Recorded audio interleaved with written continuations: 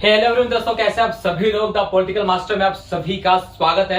आशा करता हूं कि आप सभी लोग स्वस्थ होंगे और सही प्रकार से अपने एग्जाम की तैयारी में पूरे जोर शोर से लगे होंगे। दोस्तों आप मेरे पीछे प्यारा सा व्हाइट बोर्ड देख रहे हैं। इस व्हाइट बोर्ड के लिए आप लोगों का तहे दिल से शुक्रिया, धन्यवाद, क्योंकि आप लोगों की बदौलत ही दोस्तों मैं एक छोटे से व्हाइट बोर्ड में पढ़ाने के बाद आज एक बड़े व्हाइट बोर्ड पर आप सभी को पढ़ा रहा हूं। मुझे बहुत ही ज्यादा खुशी हो रही है। आप लोगों को कैसा लग रहा है दोस्तों? ये सारी मेहनत आप सभी की अगर आप लोग साथ नहीं देते तो ये प्यारा सा व्हाइट बोर्ड मैं नहीं ले पाता। एक बार फिर से आपको दिल के गहराइयों से बहुत बहुत धन्यवाद। आप लोगों के सहयोग और प्यार से मैं इस व्हाइट बोर्ड को ले पाया हूं और एक बहुत ही ज्यादा खुशी हो रही है इस व्हाइट बोर्ड पर पढ़ाने में, क्योंकि इसमें स्पेस काफी ज्यादा है। छोटा सा व्हाइट बोर्ड तो उसमें मैं ज्यादा लिख नहीं पा रहा था, समझा नहीं पा रहा था, बट अब हमारे पास दोस्तों स्पेस देख सकते हैं आप, काफी ज्यादा स्पेस है। तो इस स्पेस का हम बहुत अच्छा प्रयोग करने वाले हैं। एक नए व्हाइट बोर्ड के साथ, एक नई सोच, एक नई उमंग और एक नई जोश के साथ द पॉलिटिकल मास्टर में आप सभी का स्वागत है। तो दोस्तों आज इस वीडियो में हम क्लास 12 के पॉलिटिकल साइंस का जो चैप्टर नंबर 9 है वैश्वीकरण, उसके कुछ इंपॉर्टेंट क्वेश्चन आंसर करने वाले हैं, जहां से आपके परीक्षा में सवाल पूछे जाएंगे दोस्तों। और ये वो क्वेश्चन है जहां से दोस्तों लगातार सवाल आ रहे हैं। अगर हम बात करें 2010 से लेकर 2020 तक, और गारंटी से दोस्तों ये सवाल इस बार भी पूछे जाएंगे। सो प्लीज इस वीडियो को एंड तक देखिएगा। चैनल पर नए हैं तो चैनल को सब्सक्राइब कर लीजिए, बेल आइकन को प्रेस कर दीजिएगा। तो चलिए दोस्तों देखते हैं कि कौन से क्वेश्चन ज्यादा इंपॉर्टेंट है जहां से सवाल आपसे पूछे जाने वाले। तो दोस्तों जैसे आप सभी को पता है कि चैप्टर का नाम है वैश्वीकरण। जी हाँ, वैश्वीकरण। तो सबसे पहला जो क्वेश्चन पूछा जाता है दोस्तों कि वैश्वीकरण से आप क्या समझते हैं, इसके क्या अभिप्राय हैं। तो वैश्वीकरण दोस्तों जैसे आप सभी को पता है क्या है, वैश्वीकरण है एक बहुआयामी प्रक्रिया जिसमें स्वतंत्र प्रवाह होता है। किसका? पूंजी का, श्रम का, मानव का, यानी एक स्थान से दूसरे स्थान तक मानव अबाध रूप से क्या कर सकता है? संचरण कर सकता है। अब ये जो वैश्वीकरण है दोस्तों, यहां से जो सवाल पूछा जाता है, एक तो ये सवाल होगा और दूसरा कि वैश्वीकरण के परिणाम क्या रहे, ठीक है, प्रभाव क्या रहे, लाभ और हानि, और वैश्वीकरण में प्रौद्योगिकी का क्या योगदान रहा है।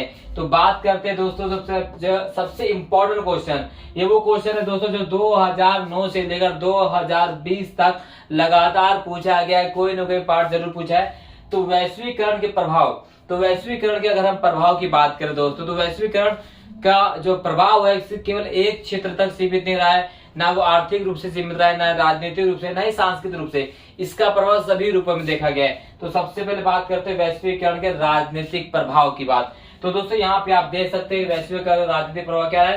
तो इसने क्या किया, इसने राज्य की संप्रभुता की परंपरागत अवधारणाओं को प्रभावित किया है। यानी वैश्वीकरण से पहले राज्य क्या होते थे? संप्रभु।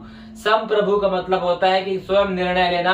राज्य अपने विदेश नीति का स्वयं निर्णय लिया करते थे, चाहे वो छोटे राष्ट्र हो चाहे बड़े राष्ट्र हो।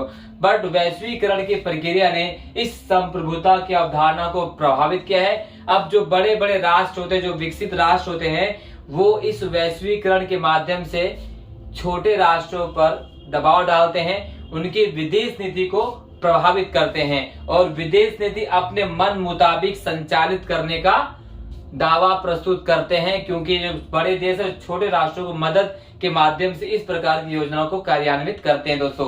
क्लियर?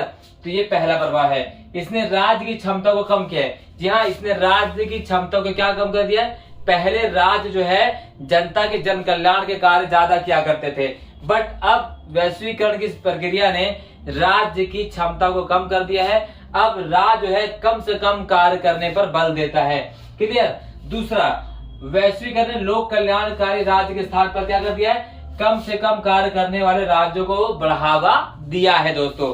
ठीक है, ये है इसका राजनीतिक प्रभाव। इसने गरीबों के हितों की रक्षा करने में राज्य की भूमिका में कमी आई।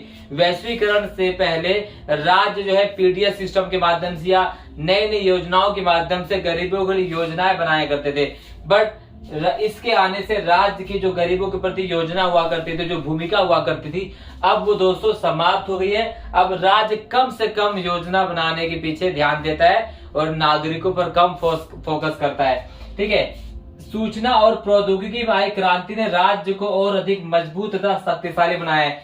एक और कहा जाता है कि वैश्वीकरण ने राज्य की शक्तियों को समाप्त किया है, राज्य की प्रभुसत्ता को कम किया है, राज्य की संप्रभुता को कम किया है।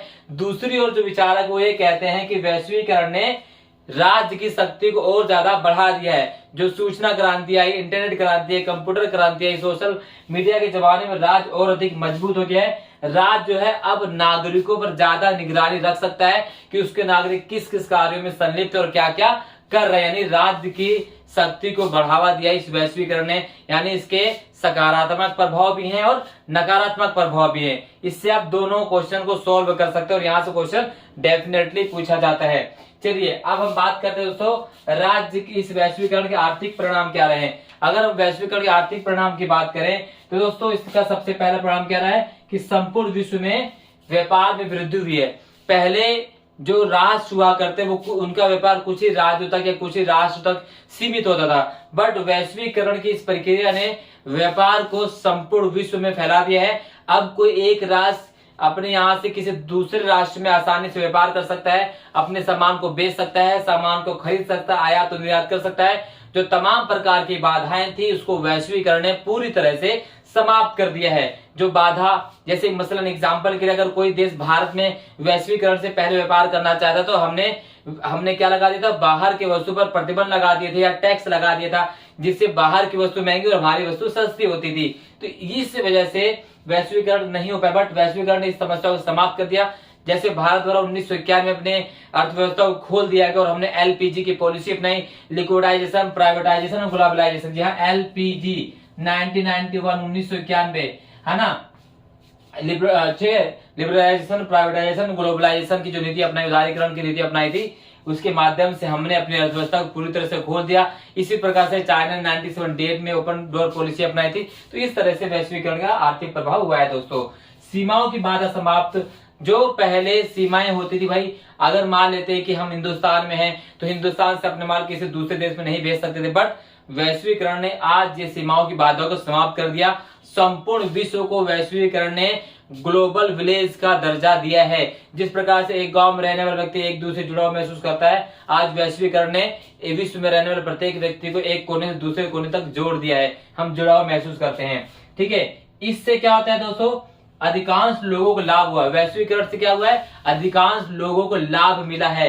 और लाभ से दोस्तों क्या होता है, विकास होता है। विकास से लोगों की प्रति व्यक्ति आय बढ़ती है। यानी वैश्वीकरण ने नागरिकों की प्रति व्यक्ति आय बढ़ाने में भी मजबूती प्रदान की है, गरीबी को भी कम किया है, ठीक है।